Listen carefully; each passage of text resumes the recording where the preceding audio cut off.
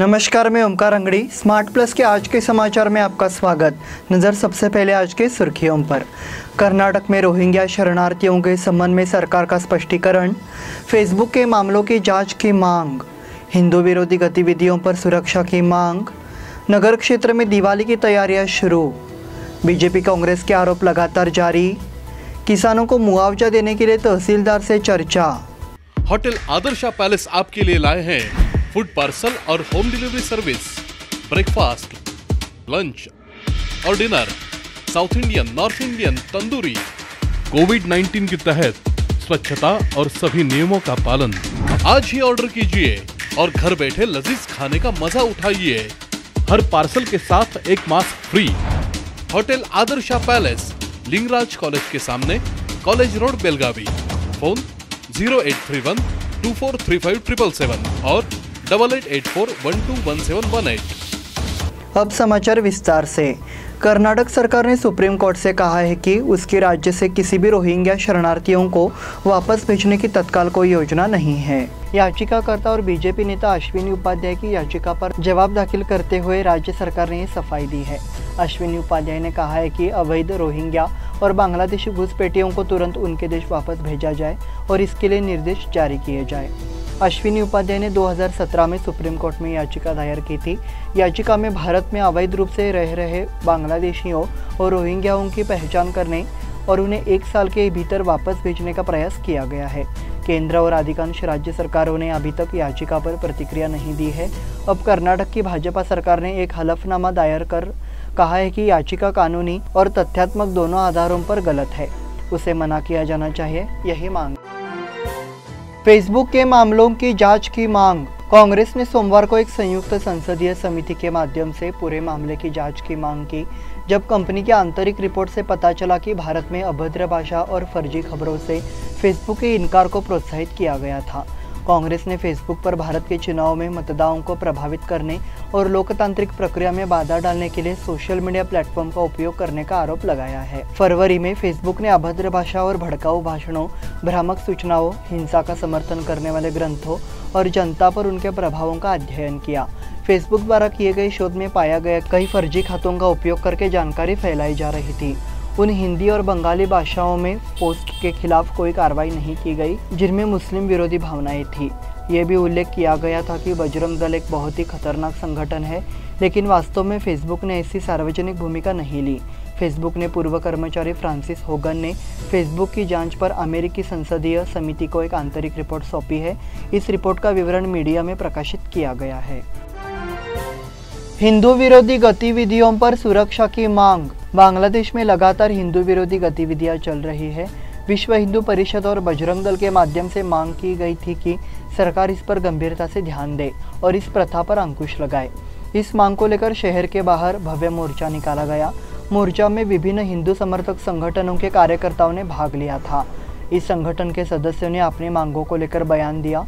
बांग्लादेश में कुछ हिंदू विरोधी संगठनों का उदय बढ़ा है। हिंदुओं के मंदिरों और घरों पर हमले हो रहे हैं। सरकार से सख्त कार्रवाई करने को कहा गया है। जुलूस की शुरुआत कित्तूर चन्नम्मा चौक स्थित श्री गणेश मंदिर में पूजा अर्चना कर की गई। इसके बाद जिलाधिकारी कार्यालय के सामने पेश किया गया। नगर क्षेत्र में दिवाली की तैयारियां शुरू। कोरोना का कहर कम होता जा रहा है, लेकिन ये संकट अभी खत्म नहीं हुआ है। इसलिए इस साल की दिवाली को उत्साह और जिम्मेदारी के साथ मनाना है। ऐसे ही एक विचार से अब लगने लगा है कि बाजार में चेतना फैलनी शुरू हो गई है। दीपावली जगमगाती रोशनी के साथ वातावरण में अंधकार के दायरे को दूर कर दिए के प्रकाश की तरह प्रकाशमान, रोशन और जीवन को पवित्र करने का त्योहार है। नतीजतः बाजार अब बिजली की रोशनी और चमक का माहौल बना रहा है। अब जब दिवाली नज़दीक है तो हर तरफ खरीदारी बढ़ती नजर आ रही है। कई जगहों पर दिवाली फराल, दिवाली कार्यक्रम, दिवाली खरीदारी, नए कपड़े, खूबसूरती से नक्शीदार मिट्टी के दीपक स्टॉलों, विभिन्न रंगीन आकाश लालटेन और पूरा बाजार यहाँ की योजना बना रहा है। इस तरह से दिवाली का रंगीन बाजार कई लोगों का ध्यान आकर्षित कर रहा है। बीजेपी कांग्रेस के आरोप लगातार जारी। बीजेपी और कांग्रेस के नेता एक दूसरे पर आरोप प्रत्यारोप में लगे हैं। अब इन आरोपों का फोकस उत्तर कर्नाटक की राजनीति पर हो गया है। कांग्रेस प्रदेश अध्यक्ष DK शिवकुमार को लेकर मुख्यमंत्री बसवराज बोम्मई का दिया गया बयान अब विवादित हो गया है। डीके शिवकुमार को उत्तर कर्नाटक के बारे में कुछ नहीं पता। बोम्मई ने कहा वे केवल रात में पैसे बांटने की राजनीति जानते हैं। हंगल में एक कार्यक्रम में बोलते हुए उन्होंने कहा कि डीके शिवकुमार ने खबर ली, उनका काम लगातार भाजपा की आलोचना करना रहा है। हालांकि उन्होंने कहा कि उन्हें उत्तर कर्नाटक के बारे में कोई जानकारी नहीं है। किसानों को मुआवजा देने के लिए तहसीलदार से चर्चा। मुआवजे की मांग को लेकर रैयत एसोसिएशन सड़कों पर उतरेगी, ऐसा चिकोड़ी जिलाध्यक्ष राजू पवार ने मीडिया कर्मियों को बताया कि उन्होंने 25 तारीख को तहसीलदार से इस मामले पर चर्चा की थी। 3,800 रुपये आपातकालीन सहायता की घोषणा की। राजू पवार ने इस मामूली मुआवजे के खिलाफ आंदोलन शुरू करने की चेतावनी दी। रैयत एसोसिएशन सभी मुआवजे का विरोध करता है और निष्पक्ष सर्वेक्षण करके मुआवजा दिया जाना चाहिए, नहीं तो किसानों के न्याय के लिए रैयत संगठन सड़कों पर उतरेगा। इसके अलावा आम परिवारों को लॉकडाउन की अवधि में काफ़ी नुकसान उठाना पड़ा है, इसलिए इस अवधि के दौरान कर्ज की वसूली तत्काल रोक दी जाए, अन्यथा किसान संघ उनके खिलाफ अलग कदम उठाएगा। उन्होंने कहा कि इस समय हुए नुकसान के लिए प्रशासन पूरी तरह जिम्मेदार होगा। इस बुलेटिन में वक्त हो गया है छोटे से ब्रेक का, देखते रहिए smart plus. Hotel Adarsha palace आपके लिए लाए हैं फूड पार्सल और home delivery service, breakfast, lunch और dinner, South Indian, North Indian, tandoori. कोविड-19 के तहत स्वच्छता और सभी नियमों का पालन। आज ही ऑर्डर कीजिए और घर बैठे लजीज खाने का मजा उठाइए। हर पार्सल के साथ एक mask free. Hotel Adarsha palace, Lingaraj college के सामने, कॉलेज रोड, बेलगावी। फोन 0831 243577 और 8884121718। ब्रेक के बाद फिर से आपका स्वागत। प्रधानमंत्री ग्राम सड़क योजना भारत सरकार द्वारा 25 दिसंबर 2000 को भारत के सभी हिस्सों में शुरू हो गई थी। प्रधानमंत्री ग्राम सड़क योजना के तहत चिकोड़ी लोकसभा क्षेत्र के सांसद अन्ना साहेब जोल्ले और कर्नाटक की चैरिटी, हज और वक्फ मंत्री शशिकला जोल्ले के विशेष प्रयासों से वाया लखनापुर अक्कोल रोड का निर्माण कार्य अंतिम चरण में है। इस सड़क के अक्कोल, पडलीहाल और लखनापुर के किसानों ने संतुष्टि जताई है। विद्युत सुरक्षा दिवस के अवसर पर उपभोक्ताओं को मार्गदर्शन। बिजली व्यवस्था में खराबी के कारण आग लगने जैसी दुर्घटनाएं होती है। अगर हादसा होता है तो कैसे हुआ, इसकी जांच की जा रही है। हेस्कॉम के मुख्य अधीक्षक गिरिधर कुलकर्णी ने कहा कि इसके लिए उपभोक्ताओं में जन जागरूकता पैदा की जाए। वे बिजली सुरक्षा दिवस के उपलक्ष्य में आयोजित एक कार्यक्रम में राष्ट्रपति पद की ओर से बोल रहे थे। सुनिश्चित करें कि वीडियो प्रारूप में जानकारी देते समय कार्यक्रम में सही क्षमता की अर्थिंग हो। घरेलू लाइट फिटिंग के लिए उपयुक्त क्षमता के ISI मार्क वाले तारों का उपयोग करें। उन्होंने ये भी निर्देश दिए कि बिजली से संबंधित कार्य लाइसेंसी विद्युत ठेकेदार द्वारा ही किया जाना चाहिए। हेस्कॉम के मुख्य कार्यकारी अभियंता ST उत्पन्न, सहायक कार्यकारी अभियंता प्रवीण कुमार गौड़ा, अरविंद गदक्कर, विनोद केरूर, संजीव हमन्नावर, मारुति पाटिल, रमेश सदानंद केरूर, नागराज पाटिल और अन्य कर्मचारी उपस्थित थे। शहरों में बिजली पहुंचाना होगा आसान। शहर में बिजली आपूर्ति को सुव्यवस्थित करने के लिए हेस्कॉम ने शहर और उपनगरों में 9 बिजली आपूर्ति केंद्र स्थापित किए हैं। अंडरग्राउंड बिजली लाइन बिछाने का काम अंतिम चरण में है और बिजली आपूर्ति लगातार बनी रहेगी। हेस्कॉम ध्यान रखेगा कि टूट न जाए। कई जगहों पर 110 kV क्षमता बिजली आपूर्ति केंद्र काम कर रहे हैं। इसके अलावा किला, उद्यमबाग, श्रीनगर, सदाशिव नगर में 33 kV क्षमता बिजली आपूर्ति केंद्र स्थापित किए गए हैं। एक क्षेत्र में बिजली गुल होने की स्थिति में एक पावर स्टेशन से दूसरे पावर स्टेशन तक बिजली की आपूर्ति करना आसान हो गया है। इसलिए बिजली आपूर्ति बाधित होने पर भी मरम्मत की जगह को छोड़कर अन्य जगहों पर बिजली आपूर्ति बनाए रखना संभव है। अगर पूरे शहर में अंडरग्राउंड और बिजली लाइन बिछाने का काम पूरा हो जाता है तो बिजली कटौती की संख्या में कमी आएगी। इस बात की जानकारी हेस्कॉम ने दी है। पहली खुराक का इंतजार कर रहे 60 लाख लोग। देश में टीकाकरण 100 करोड़ तक पहुंच गया है, लेकिन बेलगाम जिले में 6,11,284 लोगों को कोरोना वैक्सीन की कोई खुराक नहीं मिली है।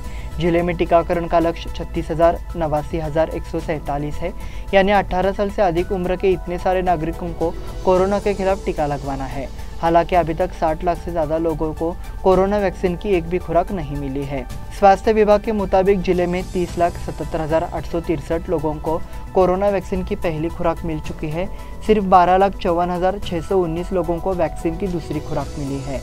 जिले में 24,34,528 लोग कोरोना वैक्सीन की दूसरी खुराक का इंतजार कर रहे हैं। अगर 18 साल से कम उम्र के बच्चों को कोरोना के खिलाफ टीका लगाया जाता है तो टीकाकरण का लक्ष्य फिर से बढ़ना तय है। लेकिन वर्तमान में स्वास्थ्य विभाग 18 वर्ष से अधिक उम्र के नागरिकों को वैक्सीन की पहली और दूसरी खुराक देने के लक्ष्य को पूरा करने के लिए संघर्ष कर रहा है। इसके लिए बेलगाम जिले में हर मंगलवार को विशेष टीकाकरण अभियान चलाया जा रहा है। धार्मिक स्थलों की सुरक्षा के लिए स्वीकृत कानून। राज्य सरकार ने सार्वजनिक स्थानों पर अनधिकृत धार्मिक भवनों की सुरक्षा के लिए विधायिका में कर्नाटक धार्मिक भवन संरक्षण विधेयक 2021 पारित किया था। इस पर राज्यपाल थावरचंद गहलोत ने हस्ताक्षर किए हैं। इसके द्वारा यह कानून जारी किया गया है।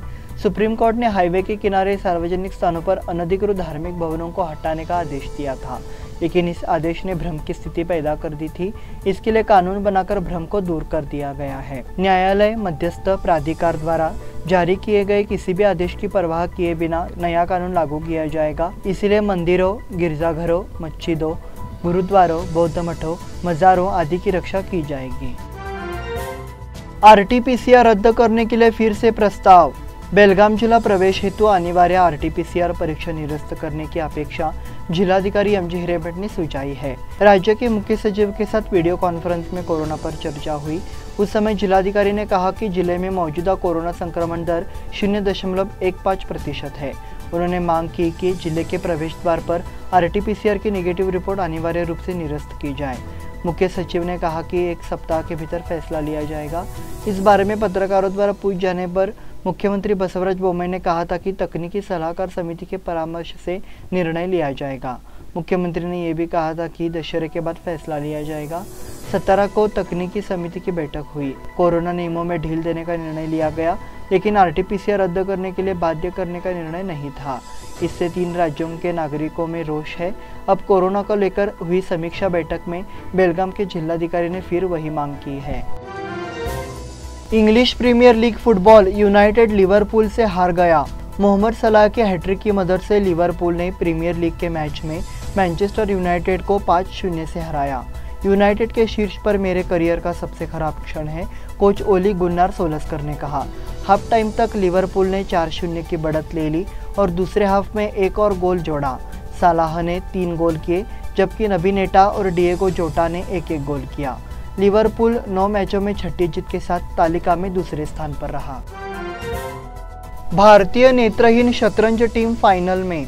ग्रीस में 16वीं ब्लाइंड एंड विजन वर्ल्ड शतरंज ओलंपियाड चैंपियनशिप में गुरुवार की रात 8वें दौर में भारतीय नेत्रहीन और दृष्टि शतरंज टीम ने बुल्गारिया ब्लाइंड विजनरी शतरंज को 2-2 से ड्रॉ किया। आर्यन जोशी द्वारा एम निजाम रशीम का मैच ड्रॉ पर समाप्त हुआ। दर्पण इनानी ने जॉर्जी टोडर को और मिलिंद सामंत ने पांडेव पेटके को हराया। भारत का अगला मैच शीर्ष पर काबिज जर्मनी से होगा। भारतीय टीम का नेतृत्व बेलगाम के बेटे और अंतर्राष्ट्रीय शतरंज खिलाड़ी निरंजन नवलगुन कर रहे हैं। इसी के साथ स्मार्ट प्लस के आज के समाचार समाप्त हुए। धन्यवाद।